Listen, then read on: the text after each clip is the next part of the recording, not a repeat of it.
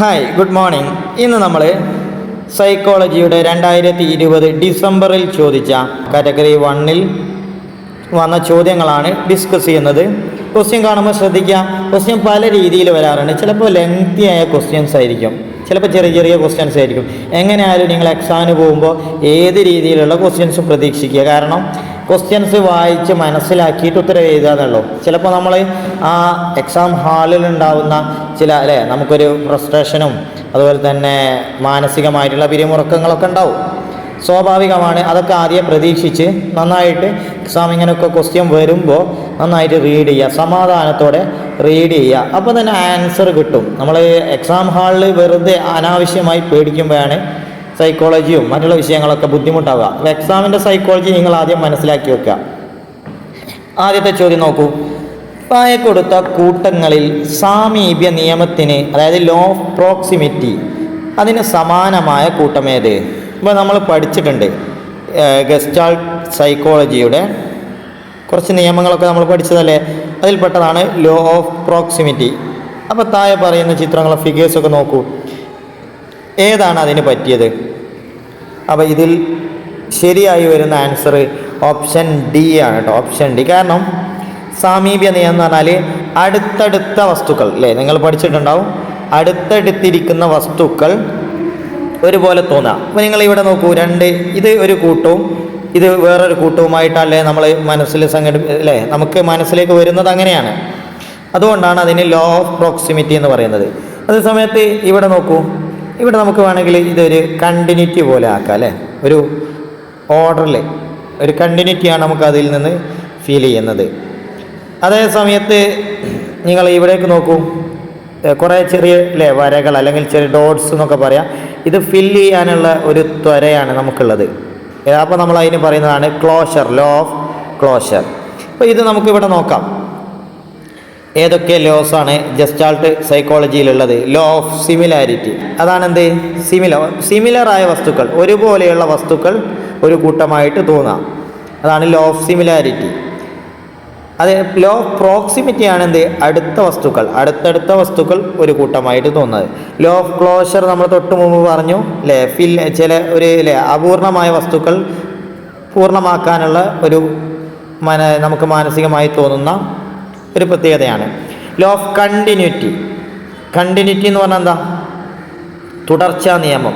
ഞാൻ കാണിച്ചു തന്നിരുന്ന നേരത്തെ ഇത് ചിലപ്പോൾ ഇങ്ങനെയുള്ള ഒരു പാറ്റേൺ ഉണ്ടെങ്കിൽ നമ്മൾ എന്ത് ചെയ്യും? ഇതിലൊരു തുടർച്ച, അതായത് നമ്മൾ ഇതൊരു തുടർച്ച പോലെ ഇത് നമ്മൾ കാണും, അതുപോലെ ഇവിടെ വേറൊരു തുടർച്ച പോലെ നമുക്ക് കാണാം. അപ്പോൾ ഇതിനാണ് എന്ത് പറയുക? ലോ ഓഫ് കണ്ടിന്യൂറ്റി എന്ന് പറയാം. ഫിഗർ ഗ്രൗണ്ട് പെർസെപ്ഷൻ ആണ് എന്ത്? നമ്മൾ എടുക്കുന്ന ഫോട്ടോ, അപ്പോൾ ഒരു ബാക്ക്ഗ്രൗണ്ടിൽ നമ്മളൊരു ഫോട്ടോ മാത്രം നമ്മൾ എന്ത് ചെയ്യുന്നു? മനസ്സിലാക്കുന്നു. അടുത്ത ക്വസ്റ്റ്യൻ നോക്കൂ. ഗൃഹപാഠം ചെയ്യാതെ ഏഴാം പീരിയഡിൽ കളിക്കാൻ വിടുന്നതല്ല, രാധ ടീച്ചർ പറഞ്ഞു. ഇത് കേട്ട നിമിഷം തന്നെ ചില കുട്ടികൾ നോട്ട് പുസ്തകത്തിൽ എഴുതി തുടങ്ങി. ഇവിടെ ടീച്ചർ പ്രയോഗിച്ച പഠനതന്ത്രം എന്ത്? അപ്പോൾ ഏത് ലേണിംഗ് സ്ട്രാറ്റജി അല്ലെങ്കിൽ ലേണിംഗ് ടെക്നിക്കാണ് ഇവിടെ ടീച്ചർ ഉപയോഗിച്ചിട്ടുള്ളത്? അപ്പോൾ ലേണിംഗ് ടെക്നിക്ക് മനസ്സിലാക്കുക. Positive reinforcement, law of readiness, negative reinforcement, law of effect. അപ്പോൾ ഇതിൽ പ്രധാനപ്പെട്ട ഒരു ക്വസ്റ്റ്യൻ എന്ന് പറഞ്ഞാൽ ഗൃഹപാഠം ചെയ്യാതെ. അപ്പോൾ ഇവിടെ ടീച്ചർക്ക് വേണ്ടത് കുട്ടികൾ എന്ത് ചെയ്യണം? നോട്ട് പുസ്തകത്തിൽ ഹോംവർക്ക് എഴുതണം. അപ്പോൾ അതിന് വേണ്ടിയിട്ട് ടീച്ചർ എന്താ ചെയ്തത്? കളിക്കാൻ വിടുന്നതല്ല. അവിടെ കുട്ടികൾക്ക് ഇഷ്ടമില്ലാത്തൊരു കാര്യമാണ് കളിക്കാൻ പോകാതിരിക്കുക. ഇഷ്ടമുള്ളൊരു കാര്യം എന്താ? കളിക്കാൻ പോവുക എന്നുള്ളതല്ലേ.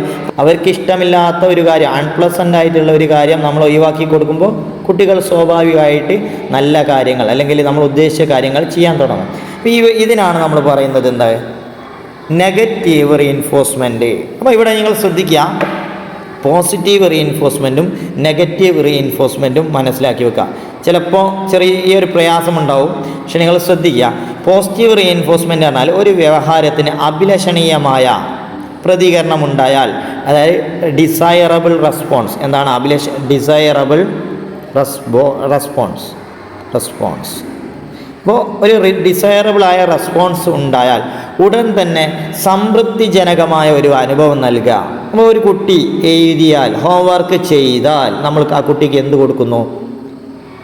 അതിൻ്റെ തലോടുന്നു, അല്ലെങ്കിൽ ഒരു പുഞ്ചിരി കൊടുക്കുന്നു അല്ലേ, അല്ലെങ്കിൽ ഗുഡ്, ഉഷാർ എന്നൊക്കെ നമ്മൾ പറയൂലേ. ഇതൊക്കെ പറയുന്നതിനാണ് നമ്മളത് പോസിറ്റീവ് റീഇൻഫോഴ്സ്മെൻറ്റ് എന്ന് പറയാം. അപ്പോൾ positive reinforcement strengthens and enhances behaviour by the presence of positive reinforcers. ഇവിടെ പോസിറ്റീവ് റീഇൻഫോഴ്സേഴ്സ് എന്താണ്? നമ്മൾ പറയുന്നതോ നമ്മൾ പുഞ്ചിരിക്കുന്നതൊക്കെ പോസിറ്റീവ് റീഇൻഫോഴ്സേഴ്സ് ആണ്. അപ്പോൾ എന്ത് ചെയ്യും? പോസിറ്റീവായിട്ടുള്ള ബിഹേവിയർ എന്ത് ചെയ്യും? സ്ട്രെങ്തൻ ചെയ്യും.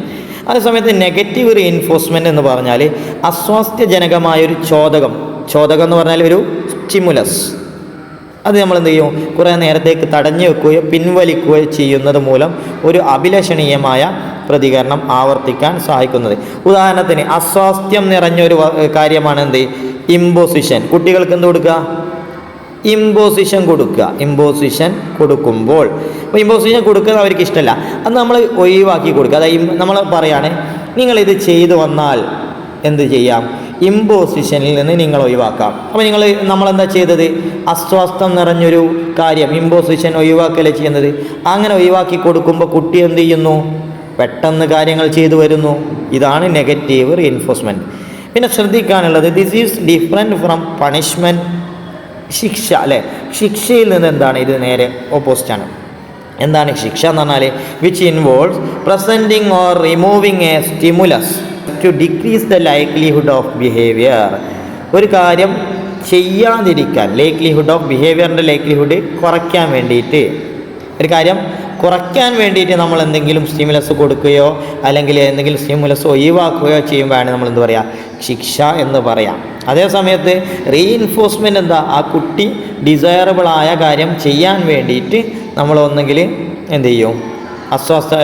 നമ്മൾ അസ്വസ്ഥം നിറഞ്ഞ സ്റ്റിമുലസ് ഒഴിവാക്കുകയോ ചിലപ്പോൾ നമ്മൾ എന്ത് ചെയ്യും? പോസിറ്റീവായ സ്റ്റിമുലസ് കൊടുക്കുകയൊക്കെ ചെയ്യും. അതിനാണ് എന്ത് പറയുക? റീഇൻഫോഴ്സ്മെൻറ്റ് എന്ന് പറയാം. നിങ്ങൾ മനസ്സിലായിട്ടില്ല, ഒന്ന് പൗസ് ചെയ്തിട്ട് ഈ രണ്ടും വായിച്ച് നോക്കുക കേട്ടോ. ഇതുമായി ബന്ധപ്പെട്ട ഒരു മോഡൽ ക്വസ്റ്റ്യൻ CTET എക്സാമിന് വന്ന ക്വസ്റ്റ്യനാണ് നെഗറ്റീവ് റീഇൻഫോഴ്സ്മെൻറ്റ് മീൻസ്. എന്താണ് negative reinforcement? Not presenting any stimulus, ഒരു ചോദകങ്ങളും പ്രസൻറ്റ് ചെയ്യാതിരിക്കുക, കൊടുക്കാതിരിക്കുക.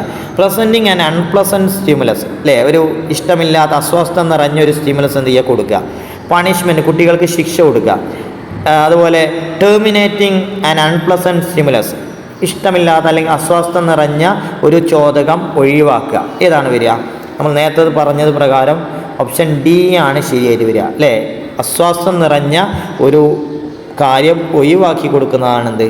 നെഗറ്റീവ് റീഇൻഫോഴ്സ്മെൻറ്റ് എന്ന് പറയാം. അടുത്ത ക്വസ്റ്റ്യൻ, താഴെ കൊടുത്തവയിൽ റോബർട്ട് ജെ ഹാവിഗസ്റ്റിൻ്റെ വികസന പ്രവൃത്തിയിൽ ഉൾപ്പെടാത്തതേത്? ഹാവിഗസ്റ്റിൻ്റെ developmental task, which of the following is not included in the developmental task of Robert J Havighurst. ഇപ്പോൾ ഹാവിഗസ്റ്റിൻ്റെ ഓരോ പ്രായത്തിലും കുട്ടി നേടിയിരിക്കേണ്ട അല്ലെ സൊസൈറ്റി ആ കുട്ടിയിൽ നിന്ന് പ്രതീക്ഷിക്കുന്ന കാര്യങ്ങളാണ് ഡെവലപ്മെൻറ്റൽ ടാസ്ക്. സൗന്ദര്യാത്മക ശക്തി, ഐസ്തെറ്റിക് ഫോഴ്സ്, ശാരീരിക പരിവർത്തനം, physical maturation, values and aspiration, മൂല്യങ്ങളും താല്പര്യങ്ങളും, കൾച്ചറൽ പ്രഷർ, സാംസ്കാരിക സമ്മർദ്ദം. ഏതാണ് കുട്ടിയിൽ ഡെവലപ്മെൻറ്റൽ ടാസ്കിൻ്റെ ഭാഗമല്ലായിട്ടില്ലാത്തത്? അപ്പോൾ ഏതായിരിക്കും? ഓപ്ഷൻ എ ആണ്, ഐസ്തെറ്റിക് ഫോഴ്സ് ആണ് കേട്ടോ ഓപ്ഷൻ വരുന്നത്. Physical maturation, values and aspiration, cultural pressure, ഇതൊക്കെ ഹാവിഗസ്റ്റ് പറഞ്ഞിട്ടുണ്ട്. അടുത്ത ക്വസ്റ്റ്യൻ നോക്കൂ. മിക്ക അധ്യാപകരും വൈകി വരുന്നവരെ ക്ലാസ്സിന് പുറത്തു നിർത്തുന്നു. എന്നാൽ എന്നും വൈകി വരുന്ന സനീഷിനെ ഷാരി ടീച്ചർ ക്ലാസ്സിൽ നിന്നും പുറത്താക്കുന്നതിന് പകരം അവൻ്റെ അടിസ്ഥാന ആവശ്യങ്ങൾ പരിഹരിക്കുന്നതിനുള്ള കാര്യങ്ങൾ മനസ്സിലാക്കി ക്ലാസ്സിൽ കയറ്റി. അധ്യാപികയുടെ ഈ പ്രവൃത്തി ഏത് മനഃശാസ്ത്രജ്ഞൻ്റെ കാഴ്ചപ്പാടുമായി ബന്ധപ്പെട്ടിരിക്കുന്നു? അപ്പോൾ ടീച്ചർമാരെല്ലാവരും ഇവനെ ക്ലാസ്സിന് പുറത്ത് നിർത്തുന്നു. പക്ഷേ ഷാരി ടീച്ചർ എന്തായിരിക്കും?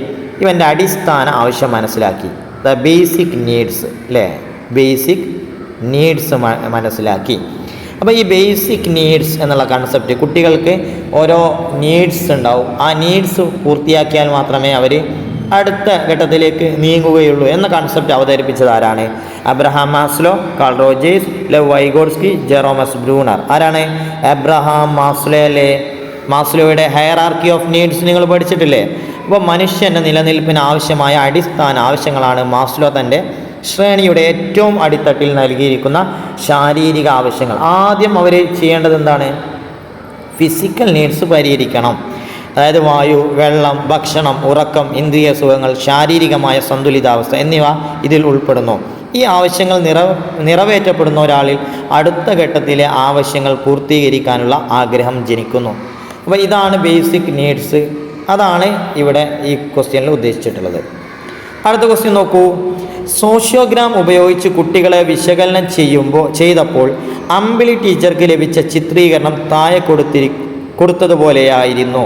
ഇത് ഏത് തരം ബന്ധത്തെയാണ് സൂചിപ്പിക്കുന്നത്? നമുക്കറിയാം സോഷ്യോഗ്രാം, സോഷ്യോമെട്രി എന്ന് പറയാറില്ലേ, അല്ലേ? സോഷ്യോഗ്രാം ചെയ്തപ്പോൾ അവിടെ ഇങ്ങനെയാണ് കിട്ടിയത് അല്ലേ? ഈ ഒരു കണക്ഷൻ, 3 പേര് പരസ്പരം കണക്ട് ചെയ്യപ്പെട്ടിരിക്കുന്നു. ഇതിനെ നമ്മൾ എന്താ പറയുക? ക്ലിക്കുകൾ എന്നല്ലേ? ക്ലിക്സ് അല്ലേ? ക്ലിക്ക് എന്നാണ് കറക്റ്റ് ആൻസർ. അപ്പോൾ ഗ്യാങ്ങുകളായിരുന്നു അല്ലേ? ഒരു കൂട്ടം ആളുകൾ പരസ്പരം ബന്ധിതമായിട്ടുണ്ടെങ്കിൽ നമുക്ക് എന്ത് പറയാം? ഗ്യാങ്ങൾ. സ്റ്റാർ എന്ന് പറഞ്ഞാൽ എന്താ? ഒരൊറ്റ വ്യക്തിയെ പല ആളുകളും എന്ത് ചെയ്യുന്നു? കണക്ട് ചെയ്യുന്നു. ഒരൊറ്റ വ്യക്തിയിലേക്ക് പല ആളുടെയും കണക്ഷൻ വരുന്നു. അതിനാണ് നമ്മൾ എന്ത് പറയുക? സ്റ്റാർ എന്ന് പറയാം. സ്റ്റാർ. ദ്വന്ദ്ങ്ങൾ, ട്വിൻസ് എന്ന് പറഞ്ഞാൽ എന്താ? 2 വ്യക്തികൾ പരസ്പരം എന്ത് ചെയ്യുക? ബന്ധപ്പെട്ട് അങ്ങോട്ടും അല്ലേ? 2 വ്യക്തികൾ തമ്മിലുള്ള കണക്ഷൻ ആണെങ്കിൽ നമുക്ക് എന്താ പറയുക? ട്വിൻസ് എന്ന് പറയാം. അടുത്ത ക്വസ്റ്റ്യൻ നോക്കൂ.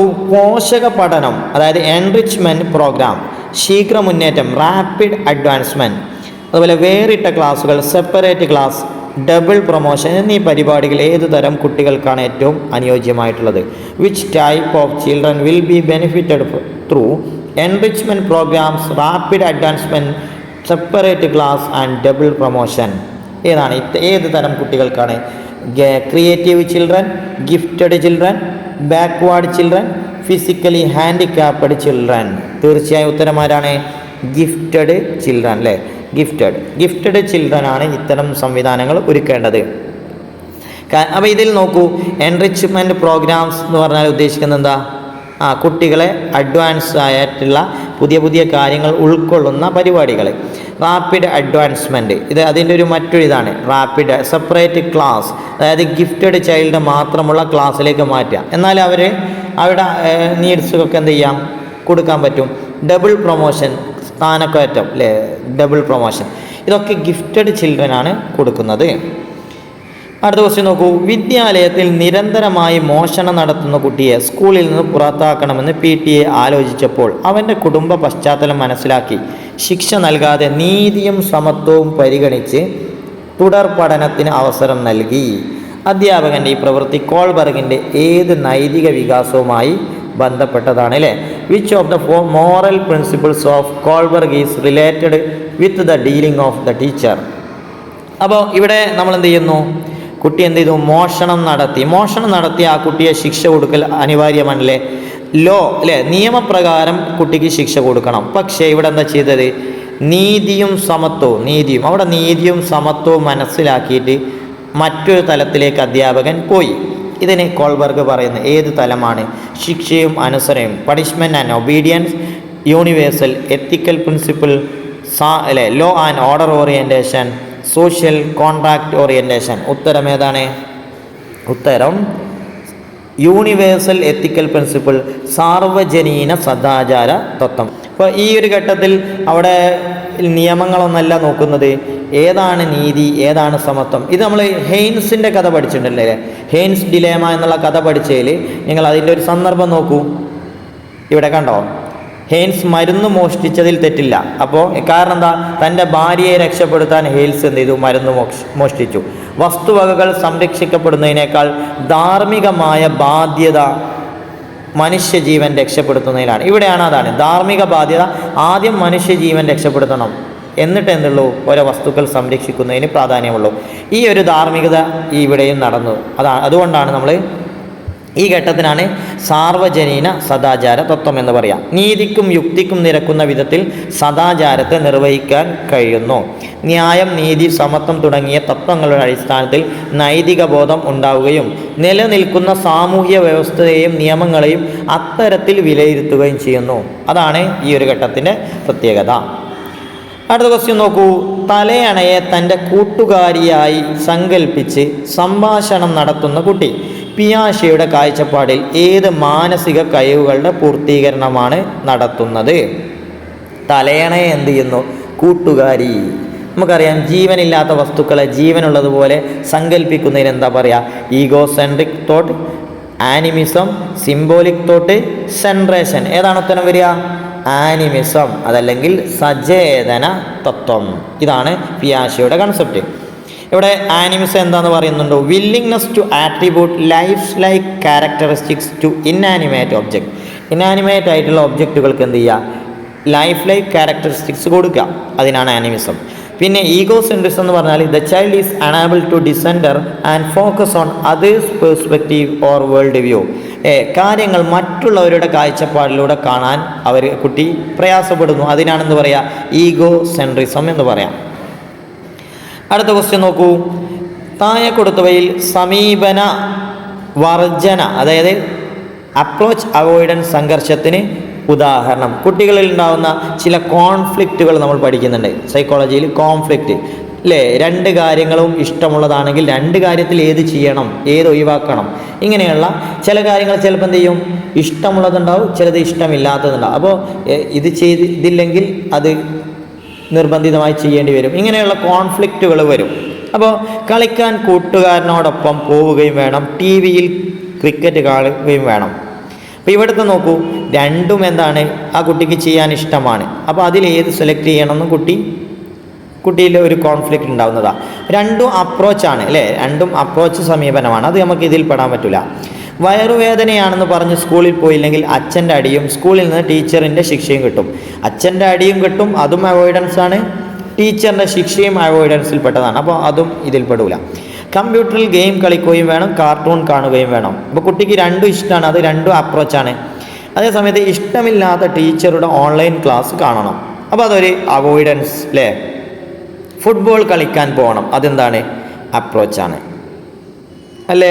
ഇപ്പോൾ കുട്ടിക്ക് ഇവിടെ ഏതാണ് ഇതിന് ഉദാഹരണമായിട്ട് വരിക? ഒന്ന് അപ്രോച്ചുമാണ്, ഒന്ന് അവോയ്ഡൻസുമാണ്. ഇഷ്ടമില്ലാത്ത ടീച്ചറുടെ ഓൺലൈൻ ക്ലാസ് കാണുകയും വേണം, ഫുട്ബോൾ കളിക്കാൻ പോവുകയും. ഒന്ന് ഇഷ്ടമില്ലാത്തതും ഒന്ന് ഏതാണ്? ഇഷ്ടമുള്ള കാര്യവുമാണ്. അപ്പോൾ നമുക്ക് ഏത് പറയാം?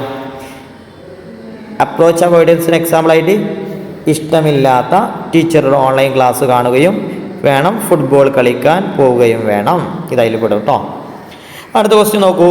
സിഗ്മണ്ട് ഫ്രോയിഡിൻ്റെ സിദ്ധാന്തമായ മനോലൈംഗിക വികാസത്തിൽ പിതൃകാമനയും മാതൃകാമനയും എന്ന സവിശേഷതകൾ കാണപ്പെടുന്ന ഘട്ടം. In which stage of psychosexual development of Sigmund Freud can be seen the features of Electra complex and Oedipus complex അല്ലേ? പ്രധാനപ്പെട്ടൊരു കൺസെപ്റ്റാണ് Electra complex and Oedipus complex. അതായത് ഏത് ഘട്ടത്തിലാണ്? Genital stage, latency stage, phallic stage, anal stage. ഏത് ഘട്ടത്തിലാണ്? Phallic സ്റ്റേജിലാണ് ഇത് വരുന്നത് കേട്ടോ. കുട്ടിയുടെ ഫാലിക് സ്റ്റേജിലാണ് ഈ എലക്ട്ര കോംപ്ലക്സും ഈഡിപ്പസ് കോംപ്ലക്സും വരുന്നത്. എന്താണ് എലക്ട്ര കോംപ്ലക്സ്, ഈഡിപ്പസ് കോംപ്ലക്സ്? അതായത് മകൻ അല്ലേ, മകന് അമ്മയോടുള്ള കണക്ഷനാണ് എന്ത് പറയുക? ഈഡിപ്പസ് കോംപ്ലക്സ് എന്ന് പറയാം. എലക്ട്ര കോംപ്ലക്സ് എന്ന് പറഞ്ഞാൽ മകൾക്ക് ആരോട്? അച്ഛനോടുള്ള കണക്ഷൻ. ഇതിനാണ് എന്താ പറയുക? പ്രത്യേകമായിട്ടുള്ള ഒരു താല്പര്യം. അതിനാണ് നമ്മൾ പറയുന്നത് Electra complex and Oedipus complex. ഇത് വരുന്നത് ഓപ്ഷൻ സി ആണ്, ലിംഗഘട്ടം, ഫാലിക് സ്റ്റേജ്. അടുത്ത ചോദ്യം നോക്കൂ. ചില പ്രസ്താവന താഴെ കൊടുത്തിരിക്കുന്നു. ബാഹ്യാഭിപ്രേരണ എക്സ്ട്രിൻസിക് മോട്ടിവേഷൻ അത് സമ്മാനങ്ങൾ കൊണ്ടോ അംഗീകാരങ്ങൾ കൊണ്ടോ നിയന്ത്രിക്കപ്പെടുന്നില്ല. ശരിയാണോ? അപ്പോൾ ഇതിലുള്ള ശരിയായതാണ് നമ്മൾ കണ്ടെത്തേണ്ടത് കേട്ടോ. ഇവയിൽ അഭിപ്രായവുമായി ബന്ധപ്പെട്ട ഏറ്റവും ശരിയായ പ്രസ്താവനകൾ കണ്ടെത്താം. അപ്പോൾ സമ്മാനങ്ങൾ കൊടുത്താൽ ബാഹ്യാഭിപ്രേരണ കൺട്രോൾ വരൂലേ? വരും. അപ്പോൾ അത് തെറ്റാണ്, ആ ഓപ്ഷൻ അവിടെ തെറ്റാണ് കേട്ടോ. അടുത്ത് നോക്കൂ. Extrinsic motivation cannot be controlled by gift or recognition എന്നാണ് ഇംഗ്ലീഷ് കേട്ടോ. അടുത്ത ഓപ്ഷൻ സ്വയം പ്രചോദിതമായി ഉള്ളിൽ നിന്നും രൂപപ്പെട്ടു വരുന്നതാണ് intrinsic motivation. Intrinsic motivation is self motivated and formed from inside. ശരിയല്ലേ? ശരിയാണ്. കാരണം ഉള്ളിൽ നിന്ന് വരുന്ന അഭിപ്രേരണയാണ് ഇൻട്രിൻസിക് മോട്ടിവേഷൻ. ഓപ്ഷൻ സി നോക്കൂ. ബാഹ്യ അഭിപ്രേരണ ആന്തരാഭിപ്രേരണയ്ക്ക് കാരണമാകുന്നില്ല.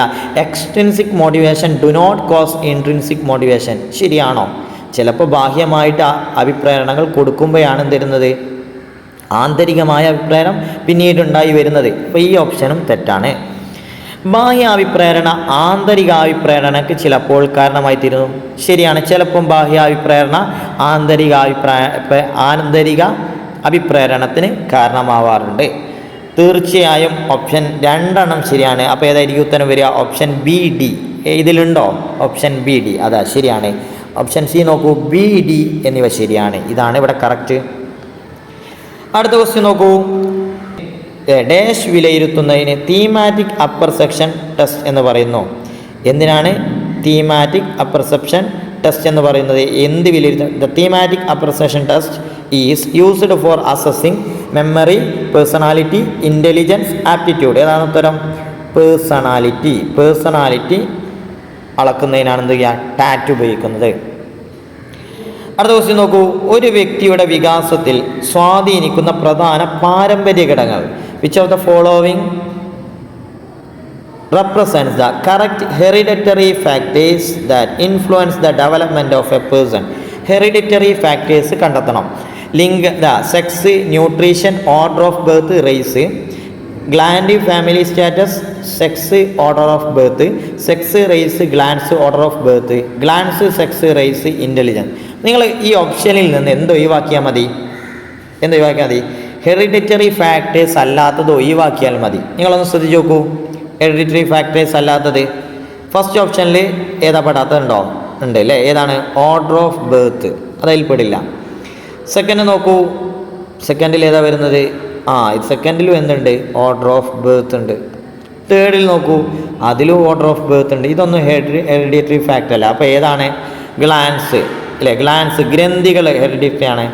സെക്സ് പെടും, റേസ് പെടും, ഇൻ്റലിജൻസ് ഒക്കെ പാരമ്പര്യ ഘടകങ്ങളാണ്. Option D is the correct answer. Okay, അടുത്ത ക്വസ്റ്റ്യനിലേക്ക് പോവാം. ക്ലാസ് റൂം പ്രവർത്തനത്തിൻ്റെ ഭാഗമായുള്ള നിരീക്ഷണം, ക്ലാസ് ചർച്ചകൾ, വിദ്യാർത്ഥികളുടെ മടക്കധാരണ അതായത് ഫീഡ്ബാക്ക് എന്നിവ ഏത് വിലയിരുത്തലിൻ്റെ ഭാഗമാണ്? Which type of assessment is A part of class room observation, discussion in the class and feedback of the student? ഇപ്പോൾ ക്ലാസ്സിലൊരു ഒബ്സർവേഷൻ നടത്തുന്നു, ഡിസ്കഷൻ നടത്തുന്നു, എന്നിട്ട് ഫീഡ്ബാക്ക് കൊടുക്കുന്നു. ഇത് ഏത്? Assessment of learning, assessment for learning, assessment as learning, internal assessment of learning. ഇപ്പോൾ 3 തരം assessment നമ്മൾ പഠിച്ചിട്ടുണ്ട്. അതിൽ അസസ്മെൻറ്റ് ഫോർ ലേണിംഗ് അതല്ലെങ്കിൽ ഫോർമറ്റീവ് അസസ്മെൻറ്റ് എന്ന് നമ്മൾ പറയാറുണ്ട്. ഫോർമറ്റീവ് അസസ്മെൻറ്റ് ഇതാണ് ക്ലാസ്സിൽ നടക്കുന്നത്. അതേസമയത്ത് അസസ്മെൻറ്റ് ഓഫ് ലേണിംഗ് എന്ന് പറഞ്ഞാൽ സമ്മേറ്റീവ് ആണ് അല്ലേ? സമ്മേറ്റീവ് എന്ന് പറഞ്ഞാൽ എൻഡ് പ്രോസസ്സാണ് അല്ലേ? വാർഷിക അവസാനം നടത്തുന്ന ടേം എക്സാമൊക്കെ എന്തിന് എക്സാമ്പിളാണ്? അസസ്മെൻറ്റ് ഓഫ് ലേണിംഗ് ആണ്. എന്നാൽ അസസ്മെൻറ്റ് ആസ് ലേണിംഗ് എന്ന് പറഞ്ഞാൽ എന്താണ്? കുട്ടികൾ തന്നെ അല്ലെങ്കിൽ ആ കുട്ടി തന്നെ സ്വയം ഒരു വിലയിരുത്തൽ നൽകുക. സെൽഫ് ഇവാലുവേഷൻ കുട്ടി നടത്തുക. അല്ലെങ്കിൽ പിയർ അല്ലേ? സഹപ്രവർത്തകരുടെ സഹായത്തോടു കൂടി ഒരു അസസ്മെൻറ്റ് കുട്ടി നടത്തുന്നു. ഇതൊക്കെ നമുക്ക് എന്തിൽപ്പെടുത്താം? അസസ്മെൻറ്റ് ആസ് ലേണിങ്ങിൽ ഉൾപ്പെടുത്താം. ഇനി ഇന്നത്തെ അവസാനത്തെ ചോദ്യം നോക്കൂ. സംഗീത ടീച്ചർ ക്ലാസ്സിലെ 6 ഗ്രൂപ്പുകളിൽ ഒരു ലേഖന ഭാഗം നൽകി. ഗ്രൂപ്പുകളോട് പരസ്പരം ചോദ്യങ്ങൾ ഉന്നയിക്കാനും ആശയങ്ങൾ ചുരുക്കുന്നതിനും ചില ഭാഗങ്ങൾ വിശദീകരിക്കുന്നതിനും ഇനി എന്ത് സംഭവിക്കും എന്നതിനെക്കുറിച്ച് അഭിപ്രായം പറയുന്നതിനും അവസരം നൽകി. എങ്കിൽ ടീച്ചർ ഇവിടെ സ്വീകരിച്ച തന്ത്രം എന്താണ്? കുട്ടികൾ ചെയ്തത്, Sangeetha teacher divided the students into 6 group. ആദ്യ ഗ്രൂപ്പാക്കി. Then part of the same article was given to each group. ഒരു ഭാഗം കൊടുത്തു. The group were given the opportunity to ask question. അതിനെക്കുറിച്ച് ചോദ്യങ്ങൾ ചോദിച്ചു. Summarise the ideas, explain some parts. കാര്യങ്ങൾ summarise ചെയ്ത് ചില ഭാഗങ്ങൾ എന്ത് ചെയ്തു? എക്സ്പ്ലെയിൻ ചെയ്യാൻ പറഞ്ഞു. Comment on what will happen next. എന്താണ് ഇനി ഉണ്ടാവുക അതിൻ്റെ മുകളിൽ കമൻറ്റ് ചെയ്യാൻ പറഞ്ഞു. ഇവിടെ ടീച്ചർ നടത്തിയ രീതി ഏത് തന്ത്രമാണ്? ഏത് സ്ട്രാറ്റജിയാണ്? Discovery learning, concept attainment model, dialogical learning, reciprocal teaching. ഏതാണ് കറക്റ്റ് ഉത്തരം? ഓപ്ഷൻ ഡി, പ്രതിക്രിയാധ്യാപനം അതല്ലെങ്കിൽ റെസിപ്രോക്കൽ ടീച്ചിങ്. അപ്പോൾ ഈ ആശയങ്ങളൊക്കെ ഇതിൽ പറഞ്ഞ ഓപ്ഷൻസ് ഒക്കെ ഒന്ന് ശ്രദ്ധിക്കുക. ജെറോമസ് ബ്രൂണർ അല്ലേ? ജെറോമസ് ബ്രൂണറുടെ കൺസെപ്റ്റാണ് ഇവിടെ. ഡിസ്കവറി ലേണിംഗ്, കണ്ടെത്തൽ പഠനം, അതുപോലെ concept attainment model, dialogical learning, സംവാദാത്മക പഠനം. ആരതാണ്? അത് നമ്മളെ സഹവർത്തിത പഠനവും സംവാദാത്മക പഠനവും അതുപോലെ ഗ്രൂപ്പ് ലേണിംഗ് ഇതെല്ലാം ആരുടേതാണ്? വൈഗോട്സ്കിയുടെ. ആരുതാണ്? വൈഗോട്സ്കി. ഓക്കെ, ബാക്കിയുള്ളത് ആരുടേതാണ്? ബ്രൂണറുടേതാണ് കേട്ടോ. ഇത്രയും ക്വസ്റ്റ്യൻസാണ് നമ്മൾ ഇന്ന് ഡിസ്കസ് ചെയ്തിട്ടുള്ളത്. നിങ്ങൾക്ക് നമ്മുടെ ക്ലാസ് ഇഷ്ടപ്പെട്ടാൽ നിങ്ങളൊന്ന് സബ്സ്ക്രൈബ് ചെയ്യുക. അതുപോലെ നിങ്ങളുടെ സുഹൃത്തുക്കൾക്കൊന്ന് ഷെയർ ചെയ്ത് കൊടുക്കുക. ക്ലാസ്സുകളൊക്കെ അവരും കാണട്ടെ, മനസ്സിലാക്കട്ടെ. താങ്ക്സ്.